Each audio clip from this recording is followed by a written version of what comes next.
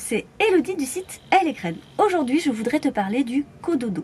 Le cododo, qu'est-ce que c'est? C'est une pratique qui consiste à faire dormir bébé avec toi, que ça soit dans la même pièce ou dans le même lit.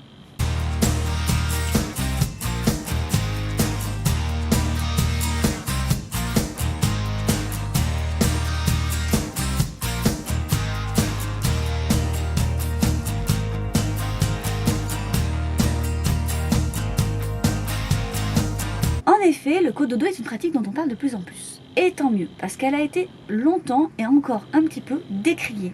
Souvent, quand on dit cododo aux personnes, les gens, ils entendent risque de mort subite du nourrisson. Pourtant, il faut savoir que l'OMS, l'UNICEF ou la COFAM préconisent vraiment de dormir avec son bébé jusqu'à 6 mois.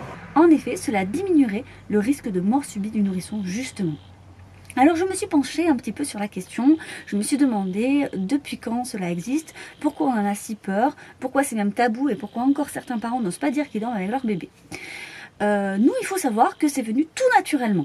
C'est-à-dire que j'ai toujours souhaité allaiter mes enfants et donc quand notre aîné est arrivé, tout naturellement, je voulais le faire dormir avec moi. J'ai accouché pour mon aîné en maternité et j'osais pas forcément le dire, je pensais le mettre dans son berceau, tranquille, en fait, juste à côté de moi. Et en fait, c'est les sages-femmes qui m'ont dit, mais pourquoi vous le mettez pas dans votre lit avec vous? Et je dis, je sais pas, je sais pas trop. Elle fait, oh là là, mais pas de risque, on vous explique. Effectivement, vous évitez de monter la couverture jusqu'en haut, vous évitez de mettre à côté du coussin, mais ça ne risque rien, vous allez voir en fait, si vous le calez tout contre vous, ça sera beaucoup plus simple pour vous comme pour lui. Surtout avec l'allaitement, ça va vous aider avec votre montée de lait et ça va vous aider aussi parce que grâce aux hormones de l'allaitement, en fait, vous allez dormir beaucoup mieux à côté de votre bébé. Donc effectivement, vu comme ça, je me suis dit, ça a l'air beaucoup plus simple que prévu. Et forcément, mon fils est resté à côté de moi et il a dormi, je crois, jusqu'à ses 9-10 mois avec nous, avec le papa, dans notre lit. Après, il avait son lit dans notre chambre. Et il faut savoir par contre moi que ça me dérangeait parce qu'il faisait des bruits en dormant et finalement je dormais pas forcément bien. Donc c'est très naturellement que pour les siestes on a commencé à le mettre dans sa chambre, puis après pour les nuits il a dormi dans sa chambre. Mais quand son petit frère est arrivé et qu'il a dormi avec nous, forcément, il n'a pas trop compris pourquoi lui, il pouvait pas rester avec nous. Donc, comme on a déménagé, on a profité de l'occasion. On dort tous les 4 ensemble. Donc maintenant, nous avons un lit de 180 où mon aîné dort ou entre le papa et moi, ou bien entre le mur et le papa. Et j'ai accolé en fait le lit à barreaux où j'ai enlevé une partie des barreaux à la même hauteur que mon matelas en fait pour qu'il y ait une continuité, pour mettre le petit bout. Et comme ça, j'ai juste à tendre les bras pour l'amener au sein pour l'allaiter et retendre les bras pour le mettre dans son lit. Parce que moi, ça me permet effectivement de bouger et puis je suis plus à l'aise comme ça. Mais après, je sais qu'il y a des mamans qui le gardent vraiment tout qu'entre elles. Ça m'arrive parfois lors d'une tétée, si je m'endors, de me rendre compte qu'en fait, il est encore contre moi. Mais c'est vrai que moi, je suis plus tranquille dans mes mouvements quand je sais que mon fils est dans son espace, mais juste à côté de moi.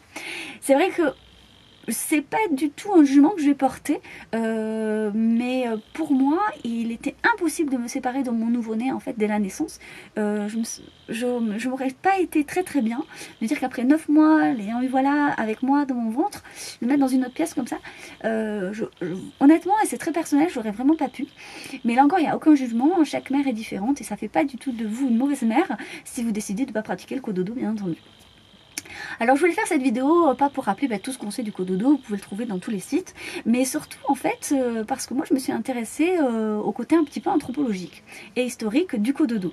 Faut savoir que déjà anthropologiquement tous les animaux, les mammifères, les femelles dorment avec leur nouveau-né, c'est comme ça, notamment les chimpanzés qui se ressemblent énormément avec nous. Elles gardent leur bébé jusqu'à peu près leurs 5 ans et en fait c'est le bébé vers 5 ans qui en a marre et qui a envie d'avoir un autre nid. Et finalement tu te rendras compte qu'en pratiquant le cododo, si tu regardes les témoignages, à un moment donné ton enfant en aura marre aussi et souhaitera aller dans sa chambre. Ne t'inquiète pas, tu l'auras pas jusqu'à 18 ans dans le lit. Ensuite, il faut savoir qu'en France, ça se pratique finalement depuis toujours, dans le sens où qu'avant, il n'y avait qu'une pièce pour une chambre commune pour toute la famille. Déjà, ça tenait plus chaud. On le voit dans les anciennes constructions, les anciennes architectures, notamment en Bretagne, je crois on peut encore les voir. C'était sous forme de placard, c'est-à-dire que toute la famille dormait et ils fermaient vraiment, ils se cloisonnaient parce qu'effectivement, il se tenait plus chaud comme ça. Après, c'est au Moyen-Âge, surtout avec l'Église, où le cododo était un petit peu mal vu. Ils trouvaient ça plutôt immoral que l'enfant dorme dans le lit où il a été conçu. Donc du coup, comme il y avait un côté un peu érotique, on a décidé de mettre l'enfant dans un autre lit. Alors les familles riches pouvaient se le permettre, mais on se rend compte dans les écrits et dans les témoignages que les familles les plus pauvres ne pouvaient pas se permettre d'acheter un autre lit. Ensuite, il y a aussi les nourrices qui allaitaient à la place de la mère et donc qui prenaient l'enfant avec elle. Et donc l'enfant a quitté comme ça, de fil en aiguille, le lit de ses parents. Et quand les nourrices ont disparu, l'enfant n'a jamais retrouvé sa place dans le lit parental finalement. Mais dans d'autres pays, c'est totalement différent. Alors notamment en Chine, où 88% des bébés dorment encore avec leurs parents jusqu'à leurs 3 ans. Au Japon, par exemple, c'est vraiment chose commune, tellement que dans une interview, c'était très intéressant. Ils avaient fait un test, ils avaient demandé à des Japonais, en leur montrant un babyphone, qu'est-ce que c'était pour eux.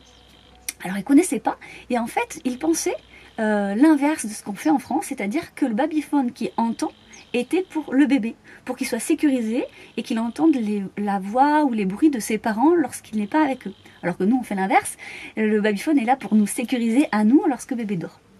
Ensuite, il faut aussi vous dire que dans certains pays d'Afrique, le terme de cododo n'existe pas, parce que c'est tellement une chose normale que finalement, ils n'ont pas de mot pour ça. Et on a repéré justement que dans tous ces pays où le cododo est vraiment la norme, il y a moins de problèmes de sommeil. Alors là, les études, j'ai voulu chercher, c'est pas très clair, parce que qu'est-ce qu'on appelle problème de sommeil? Parce que c'est aussi très corrélé à l'allaitement, donc c'est très difficile de trouver une étude avec des chiffres précis sur le nombre de réveil de l'enfant. Est-ce que c'est lié au fait qu'il veuille téter? Donc quel âge a-t-il?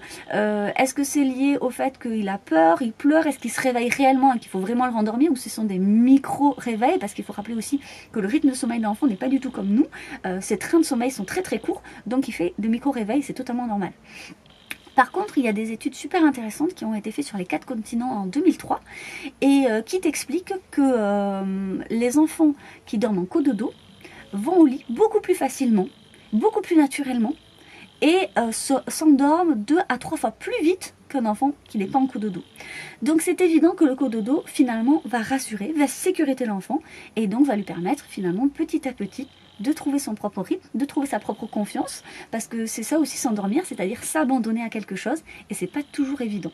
Voilà, j'espère que cette vidéo t'a plu, c'était juste voilà une petite intro historique et anthropologique du cododo, dont on ne trouve pas forcément sur les sites, et j'ai trouvé ça très intéressant, donc je voulais te le partager. Donc si toi aussi tu aimes, partage cette vidéo, et n'hésite pas sinon à t'abonner à la chaîne YouTube Elle et Graine, ou à la page Facebook Elle et Graine. En te souhaitant une très jolie journée, que tu dormes ou pas, avec tes enfants.